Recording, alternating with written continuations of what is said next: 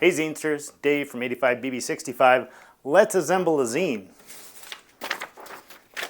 I have in front of me a copy of the original 1991 Riot Grrrl zine, which I first saw in San Francisco back in the day. I put this up on 85bb65.com. What do you do when you got this all upside down and crazy? Maybe you made your own, or maybe you just downloaded something off the internet and you want to print it out.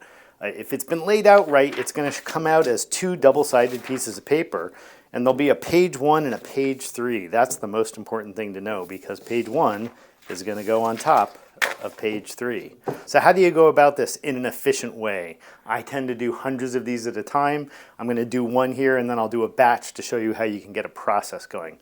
First step is we need something to fold on.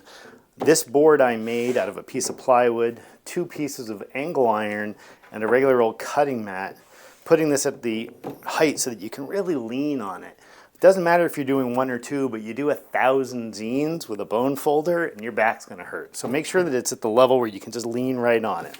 So this is going to give us a nice surface to fold on. It's also going to make it easy to get these to line up, because if you shove these into the corner, it's now perfectly lined up. That's the point of that little angle iron. The first tool you need is a bone folder. Yes, they come from actual bones. They're made out of cows. I'm very sorry if you're a vegetarian. There is no substitute for a good bone folder.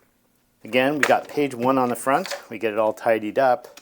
Flip it over so you've got page 4 in the upper left-hand corner, and then fold it into the angle iron. You'll know you've done it right when you've got the spread, and if you're going to design a zine, always do something with the spread. Don't waste this. It's one big piece of paper. It's good stuff. When you've got the spread in the middle, then you just push to the middle, and that's where your bone folder is going to go. And you push hard both directions, and that's your first fold. Turn it 90 degrees, fold again. Now your cover's on top. Pinch down here to get this top, and then one hard movement, and now you're done. This is our folded zine. It's still got this at the top. You could use a pair of scissors, but I'm going to show you the better way to do that. Over here I've got my 12E doll, all metal, one little tiny piece of plastic on the top, all metal cutter, which is currently set for just a little under 5.5 inches. I keep this right on the edge. I put my recycling bin on the side, whomp. Now we've got a zine that we can flip through, and all the pages are in the right order. We've got our spread there. Masturbate to this dad spread. This is you got to print this out. You got to print this out. It's life-changing once you read this, I tell you. This is how a scene happens. Now the easy thing to do here is you can just throw a bunch of staples in it, and I'll show you the easiest way to do that here. What you need is an actual stapler. This is a saddle stitcher. You can get a lot of cheap Chinese knockoffs. They're going to break. This is the 3rd one I've been through. It's the only one that's actually lasted more than a couple hundred copies. With a saddle stitcher, you can just throw this right over the top, and boom, you've got yourself a nice folded zine with the staples right through the middle. This is a way to do it. This is the cheapest and fastest way to get 16 pages of information off to somebody. 10, 12-point type, totally legible, great stories. Go for it. Make a million. Make a million. Let's say you want to do something a little bit fancier than this. I'll show you how I've been doing the 85BB65 batches. You don't want to try to do 100 all at once. There's page 1, like I said. And I find page 3. I've now got a nice little workflow here. What I'm going to do is first I'm going to fold them. Then I'm going to go cut them all. Then I'm going to show you how to stitch them. So let's go.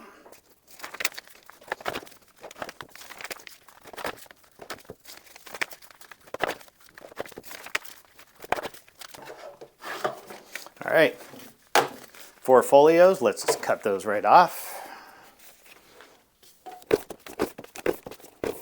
All right, now I've got 4 folios, they're ready to go. But I like to put a cover on mine. These are 100-pound cardstock. These happen to have been laser cut. I tend to go a little overboard on that. If you're gonna mail things, it's actually really important to use a cardstock on the outside. Otherwise, this will get chewed up by the post office, and there's very little chance this is getting through unscathed. For stitching, you're gonna need something other than a bone folder. You're gonna need an awl, something to poke a hole in. This is really sharp. You're gonna need a curved needle. You can get these at Joann's Fabrics. You're gonna need some waxed thread. This is bookbinding thread. So the first thing we need to do is get the holes into these, and I tend to do this in a batch. Grab a folio, grab a cover, fold that in half. These are scored, so they fold nice and easily. Find the center, grab my awl. I've cut holes in here for where the stitches go already, so I'll just poke 3 holes there.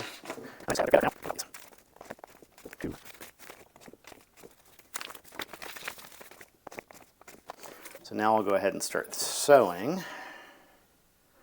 Always get the biggest needle you can. You don't need something fine here. The big needles have big holes, which makes it very easy to do that. And then I will grab the first batch here. And this is pretty simple. You go through the middle. This is classic Japanese sewing. Through the middle, out one side, pull the thread through, go across to the other side, pull the thread through, pull this back towards the middle. Little tip here, hold this string down with your thumb as you flip it over. Then when you push that through, it's on the right side. That just pulls right out. Now you've got a little tail. Make a quick tie. Grab a pair of scissors, snip that off. There you go. That's one zine. Let's go.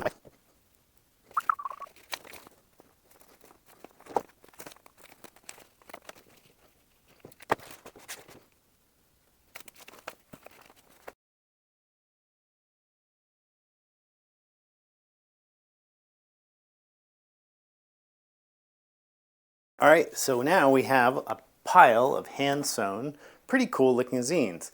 What you do from here is up to you. These, obviously, you could just hand out at your gig, put them in your local comic book store, wherever you're trying to get a message out. If you're trying to organize something, you can put these up on bulletin boards and tell people to take them. I like to seal mine up, especially if you're going to mail them. They've got to be sealed. They won't go through the mail like this. I use these stickers. These are just regular old Avery 5247s. These little round stamps. I've been using them forever. And they just make a great little seal for the end. And that'll do it. That'll go through the post office. That's why I put this little postage stamp thing there. One forever stamp will absolutely take that anywhere in the United States. $2, you can ship it anywhere in the world. It's pretty amazing. I then tend to serialize these. Give these a number. Not that this means anything, because I only got the stamp after I'd been doing about 1,500 of these. So I'm at about 3,000. I tend to put a couple of color swashes on it with other stamps so people know that I made this one. I know this is number 4. So before I mailed this to somebody, I would also grab 2 little stamps that say number 4. Boop, boop. Put that right on there. That's ready to go.